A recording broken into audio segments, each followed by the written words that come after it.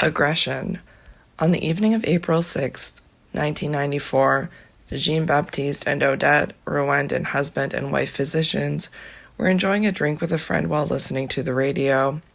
Just after 8 p.m., they heard that the plane carrying Rwanda's president, Juvenal Habyarimana, a Hutu, had been shot down near Kigali, Rwanda's capital. Odette knew there was going to be trouble. Her husband was a Hutu just like the president, but Odette was a Tutsi. Though the Tutsis and Hutus shared language, religion, and a history of living together, in her lifetime Odette had witnessed several massacres of her people at the hands of the Hutus. She was worried that the killing of the president would fuel anti-Tutsi sentiment among the majority Hutus. Tragically, she proved to be right. In the 100 days that followed the incident, Hutus would massacre approximately 800,000 Tutsis and moderate Hutus. Many of the massacres were carried out by militiamen known as the Interahamwe. They set up roadblocks throughout Rwanda, pulled Tutsis from their cars, and killed them. In small Rwandan towns, Hutus turned on their Tutsi neighbors, brutally killing them with machetes. Hutu school teachers massacred their Tutsi students. Even Tutsis taking sanctuary in churches were slaughtered. Throughout the rolling hills of Rwanda, flocks of crows and buzzards flew above areas where massacres had taken place. Regrettably, massacres like the Rwandan genocide are a recurring part of history, and they are not limited to the past. The 2016 elections in Uganda led rival factions to murder dozens of their counterparts and burn hundreds of family homes. And today the world has been witness to the Rohingya genocide in Myanmar, in which fanatical Buddhist monks have instigated the massacre of Muslims living in that country. Outline: situational determinants of aggression, construal processes and aggression, culture and aggression, evolution and aggression, conflict and peacemaking. How do social psychologists make sense of such genocides and other forms of violence considered in this chapter? School shootings, homicide, rape, and the violence in families.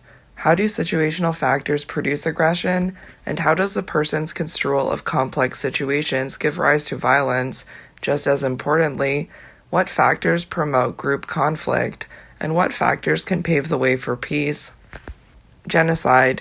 In addition to the mass murders by the Nazis, genocide has also occurred in the former Yugoslavia, in Cambodia, in Rwanda, and in Sudan, among other places. An open grave of 10,000 naked bodies was found at the Bergen-Belsen concentration camp when the British liberated the camp in April 1945. B.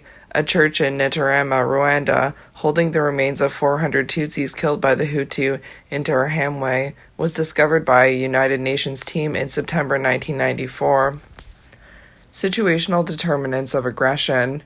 One thing that's so striking about the massacres in Rwanda and elsewhere is how quickly peaceful, stable relations between groups can turn to aggression.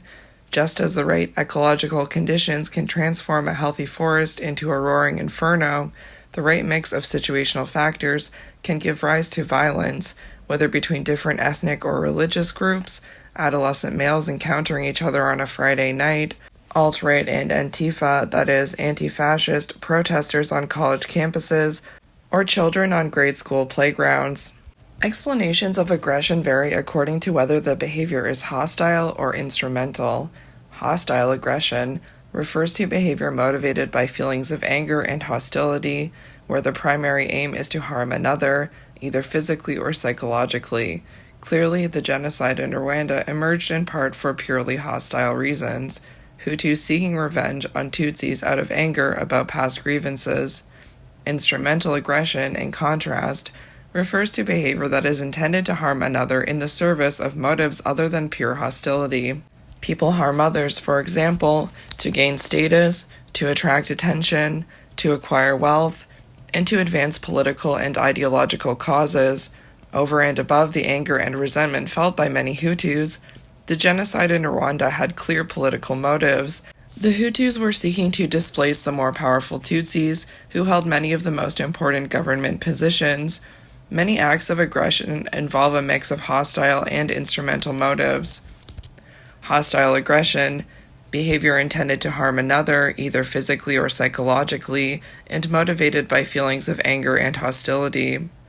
Instrumental aggression, behavior intended to harm another in the service of motives other than pure hostility, such as attracting attention, acquiring wealth, or advancing political or ideological causes. A football player who intentionally harms another might do so out of aggressive emotion, hostile aggression, or for a variety of instrumental reasons, such as to foster a reputation for fearlessness, to help his team win, or to make the kind of plays that secure a place on the team or that earn a lucrative contract. It's tempting to believe that aggression is largely the province of aggressive people, the bullies, sociopaths, and criminal personalities among us.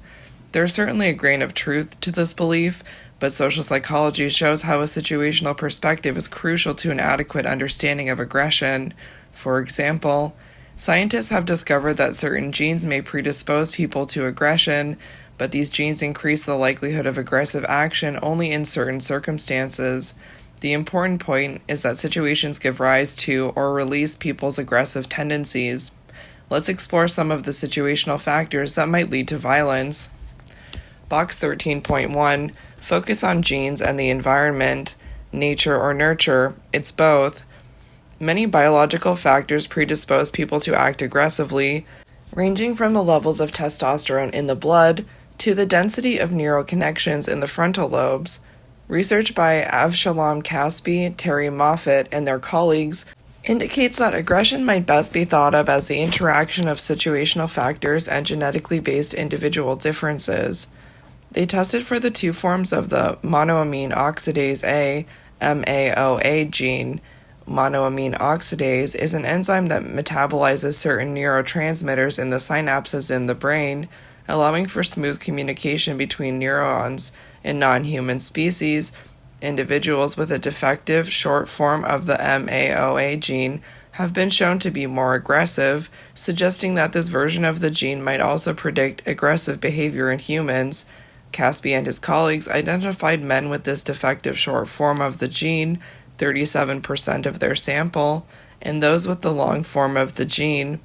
To examine the influence of situational factors, they also identified men who had or hadn't been mistreated by their parents as children, one of the most potent factors in a person's childhood that can lead to violent behavior in adulthood.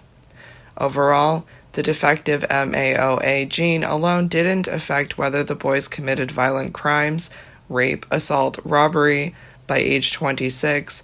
This finding suggests that by itself, a genetic predisposition doesn't determine whether an individual will engage in aggression, but the combination of the short form of the MAOA gene and a family environment of physical abuse led boys to be 3 times more likely to have been convicted of a violent crime by age 26 than the boys who had the defective gene but had not been mistreated.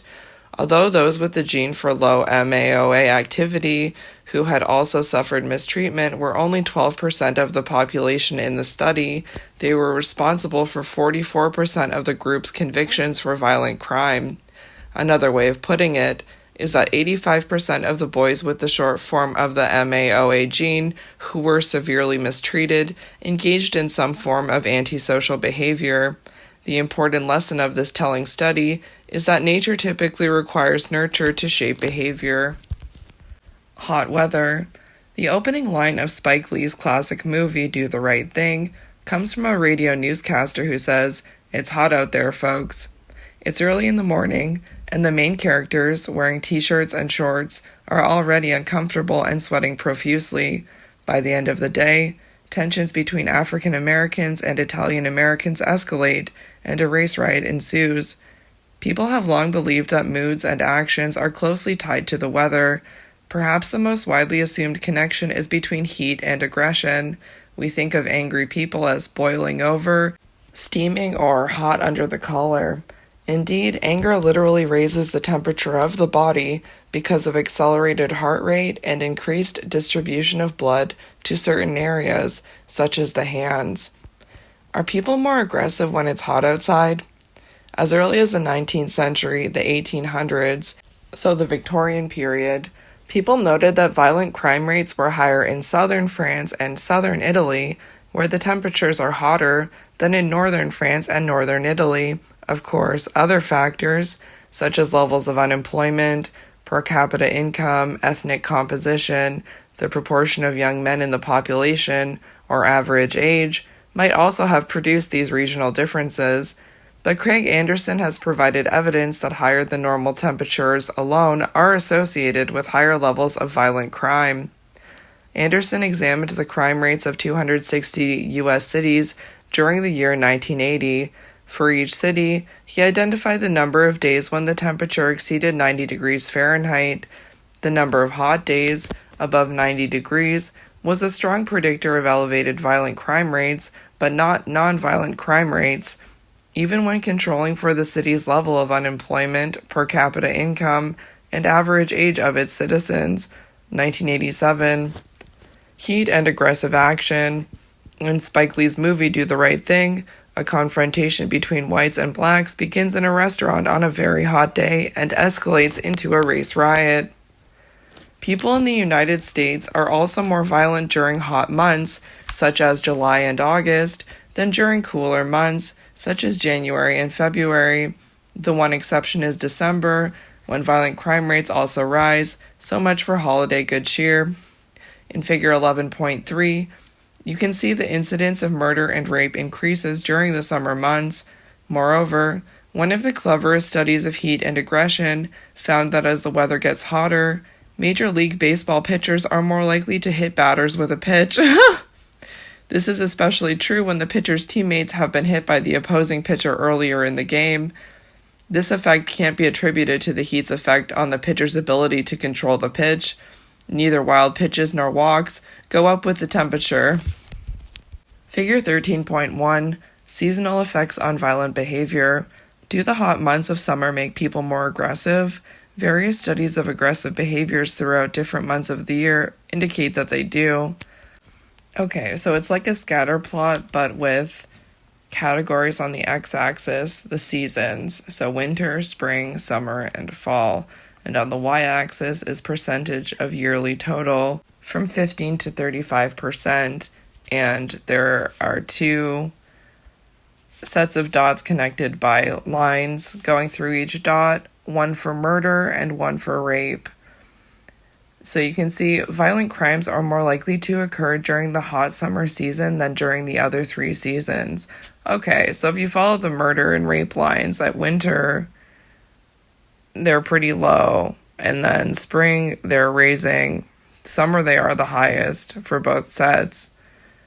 And then it falls again in the fall. So whereas in the winter, murder and rape are between 20 to 23%, in the summer, murder and rape increase to between 28% to 33%. These findings point to an additional consequence of climate change. As Earth's temperature rises, we might expect to see increases in violence throughout the world. Recently, scientists have addressed this possibility, and the results provide one more reason to be concerned about climate change. For example, over the past 55 years, with every rise in annual temperature of 1 degree Celsius, there are 7.5 more assaults and homicides per 100,000 people in the United States. After controlling for such variables as inequality, poverty, and rates of incarceration, 2011, Solomon Hussain and his colleagues looked at data for the past 50 years and found that during what are known as El Niño years in tropical countries, when the weather is especially hot and dry, the likelihood of civil conflict raises dramatically. 2011. What is it about hot weather that makes people more aggressive? The connection between aggressive behavior and heat may be associated with what the ambient temperature does to people's emotions. One explanation involves people's attributional processes. See Chapter 5. People are aroused by the heat, but they are often unaware of the extent to which hot weather is the source of their arousal. When they encounter circumstances that prompt anger, say a discourteous driver or an irritating romantic partner, they attribute their arousal to that person, and this misplaced annoyance gives rise to amplified feelings of anger, which can lead to aggression. I pray thee, good Mercutio, let's retire. The day is hot, the Capulets abroad, and if we meet, we shall not scape a brawl, for now these hot days is the mad blood stirring. Shakespeare, Romeo and Juliet. Media violence. The average American adolescent spends about 9 hours a day viewing content on computers, handheld devices, and television screens. 2015. These visual media are saturated with images of aggression. By age 12, the average viewer of American TV has seen about 100,000 acts of violence, from car crashes on reality police shows, to murders and beatings on weekly crime or courtroom dramas, to dead bodies on the nightly news. Social media such as Facebook and Instagram further expose people to images of violence, such as the shooting of Philando Castile, which was streamed on Facebook Live, or the killing of Eric Garner by police officers, which went viral on social media. Does the violence portrayed in the media make people more aggressive? Every year, concerned citizens urge the entertainment industry to stop depicting so much violence. Are their concerns warranted? Does scientific research unambiguously link violent media depictions to real-life aggressive behavior? Researchers have explored this question by examining the immediate effects of media violence on aggression. 2010. In these studies, participants typically view aggressive films and then have an opportunity to act in an aggressive fashion, such as by administering a shock to a confederate of the researcher who was acting confrontational. In these types of controlled experiments with appropriate comparison conditions, exposure to media violence does indeed make people more aggressive. For example, watching aggressive films has been found to make juvenile delinquents confined in a minimum security prison more aggressive. 1975, to make male college students apply more intense shocks to a female confederate when made to feel angry. 1980, and when the videos were violently pornographic, to make males more strongly endorse aggression against women. 1995. Still, other studies have found that media violence is especially likely to lead to aggression when viewers identify with the perpetrator of violence in the film or view the violence as justified, that is, when it is perpetrated against bad people. 1973. But before concluding that media violence causes aggression, let's consider a couple of limitations of these lab studies. First, the measures of aggression, such as applying electric shock to a confederate, may have little to do with real-world violence, murder, rape, assault, genocide, and hate crimes. Another limitation is that these studies have captured only the short-term effects on aggression after exposure to violent media and haven't addressed the possibility of more enduring effects. One more recent study suggests some caution in concluding that exposure to media violence in the real world leads to actual acts of aggression outside the lab. In this study, researchers examined whether the rate of violent crime tends to rise or fall on dates surrounding the theatrical release of blockbuster films with especially violent content, such as Hannibal or Passion of the Christ. Contrary to what you might expect, when viewership of violent films in theaters rose, violent crimes actually dropped that day. For every million additional viewers of violent films, there was a 1.1 to 1.3% drop in violent crimes during the day in question, and viewership of violent films was especially likely to be associated with reduced violent crime during the evening and early morning hours of the day when viewership was high. The authors explain this result in two ways. First, people who are most likely to commit violent crimes, young men, are particularly drawn to violent films and are of course less likely to engage in acts of aggression when sitting in a theater seat and engaged with watching the movie. This account explains the decrease in crime during the hours of 6 p.m. to midnight when the movies are showing. Second, to explain the even larger drop in the crime rate from midnight to 6 a.m., the authors note that the time spent in the theater is the time some violent individuals would be drinking alcohol, a contributor to aggression. Being in the theater at a key point in the evening therefore sends them down a more benign path that night than they might otherwise travel. In general, then, it does seem that viewing media violence increases aggressive tendencies, with interesting counterexamples such as the study we just considered. Violent video games. About 85% of American teenagers play video games regularly, averaging about 13 hours of play a week. 2001-2009. Boys spend more time playing on average, just over 16 hours a week, than girls, about 9 hours. Some 8% of all American children spend an average of 24 hours a week with video games. This level of video game playing shows symptoms of addiction. Playing gives these kids a high, and they feel withdrawal symptoms when they don't play. Eric Harris and Dylan Klebold were two such kids, aficionados of video games, and violent games especially, who played hour after hour. Their favorite game was Doom. Harris, in fact, created a custom version of Doom in which two shooters, armed with extra weapons and unlimited ammunition, would gun down group after group of helpless victims. Tragically, on April 20, 1999, Harris and Klebold's real-life actions mirrored their violent video game world. The two teenagers took several guns and massive amounts of ammunition to their school, Columbine High School, in Littleton, Colorado. There they killed 12 of their classmates and a teacher, as well as injuring another 23 students, before killing themselves. Are violent video games the cause of this kind of violence? Certainly they're not the only cause, and the video game industry vehemently denies any relationship between playing video games and violent behavior. In a May 12, 2000 interview on CNN, Doug Lowenstein, then president of the Interactive Digital Software Association, stated, "There is absolutely no evidence, none, that playing a violent video game leads to aggressive behavior. Yet research by Craig Anderson and Brad Bushman and their colleagues indicates otherwise." 2017-2001. Violent video games and the Columbine Massacre. This is an image from a violent video game. The correlation between playing such games and aggressive thoughts and behavior, documented in lab studies, may play out in real life. B. Harris and Klebold obsessively played the violent video game Doom, and some speculate this may have contributed to the boys' decision to plant bombs and shoot their classmates at Columbine High School in Littleton, Colorado. Here, cameras in the school cafeteria on April 20, 1999, show Harris and Klebold armed with guns, getting ready to shoot their fellow students huddled beneath the tables. In one illustrative study, 43 undergraduate women and men with an average amount of experience playing video games were randomly assigned to play one of two games, 2002. Some played Mortal Kombat, in which the player chooses a character and attempts to kill 6 other characters, winning points for each violent death.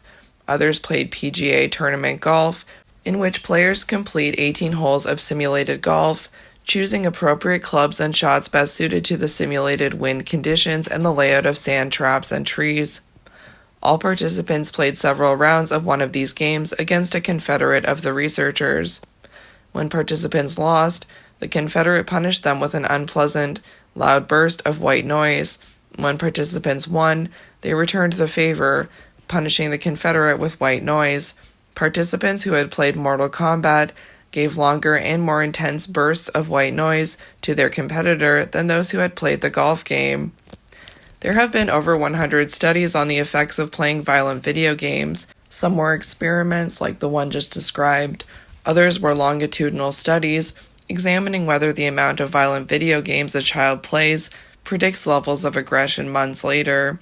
2008. Anderson and his colleagues have documented 5 unsettling reactions associated with playing violent video games. Playing these games appears to 1. Increase aggressive behavior, 2. Reduce prosocial positive behavior, 3. Increase aggressive thoughts, 4. Increase aggressive emotions, especially anger, and 5. Increase blood pressure and heart rate, 2 physiological responses associated with fighting. These effects were observed in children and adults, both men and women, in the United States, several European countries, and Japan. Social rejection and aggression. Along with the possibility that playing violent video games increases aggressive behavior, the Columbine Massacre prompted considerable reflection in the United States about other causes of the shooting spree. Another question that was raised was whether social rejection contributed to the violence. Harris and Klebold felt rejected by the more popular students at school. Okay, they were actually bullied. They didn't just feel rejected. And their shooting rampage was viewed by many as a reaction to being bullied and ostracized.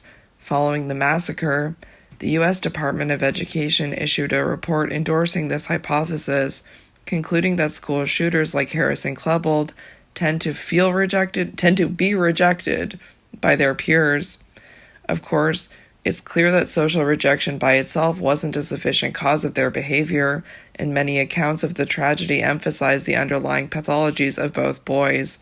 How might social rejection contribute to aggression on the scale of the Columbine massacre?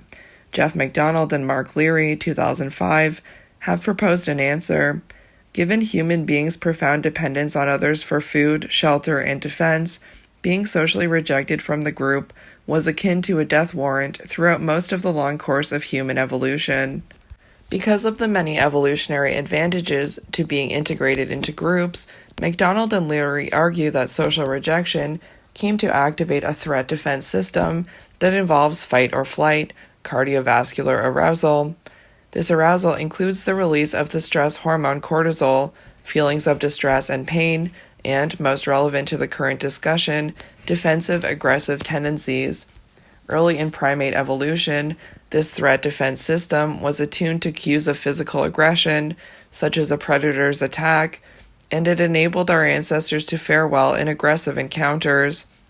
As humans evolved, social cues, overhearing gossip, spotting a sneer or contemptuous eye roll, or detecting a superior's critical tone of voice became some of the triggers of this threat defense system. Dozens of studies have clarified how social rejection sets in motion feelings that can lead to aggression. For example, people who feel rejected report higher levels of chronic physical pain and physical ailments. People who feel rejected because of their gender, race, or social class tend to show elevated levels of threat-related physiology, such as increased blood pressure or high levels of the stress hormone cortisol. To study experimentally the painful consequences of rejection, Kip Williams developed an ingenious ball-tossing paradigm, which may remind you of the politics involved in playing Foursquare on your grade school playground. One participant plays a ball-tossing game with two Confederates. At a predetermined time in the experiment, the two Confederates stop throwing the ball to the participant and throw it back and forth to each other for 5 minutes. Sure enough, being rejected in this game triggers feelings of distress, shame, and self-doubt in the participant and initiates a submissive, slouched posture. In a neuroimaging study conducted by Naomi Eisenberger and her colleagues, participants thought they were playing a computerized version of the ball-tossing game with two other people. In actuality, the actions of the other two people had been programmed by the experimenter. When the participant experienced this virtual form of rejection, fMRI images revealed that a region of the brain, the dorsal anterior cingulate cortex, that processes physically painful stimuli lit up. Subsequent studies have found that reliving a romantic breakup also activates this region of the brain. Taken together, these findings show that social rejection does activate a threat defense system. Social rejection also increases the likelihood of aggression. People who report a chronic sense of rejection are more likely to act aggressively in their romantic relationships, even resorting to physical abuse. In experimental work, Jean Twenge and her colleagues have found that people who were led to imagine a lonely, socially rejected future were more likely than control participants to administer unpleasant noise blasts to strangers who had nothing to do with the participants' rejection.